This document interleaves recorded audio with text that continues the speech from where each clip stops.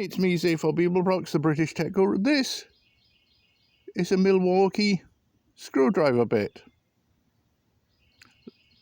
And it has broken. That's not very good. Well, I thought nothing of that. Apparently it's got a lifetime guarantee. I thought nothing of that until today. Another one out of the same pack of 5 broke. Just like that.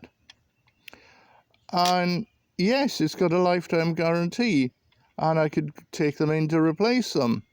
But what is the point of that if they're going to keep breaking? They're just not worth buying. Better get a different brand.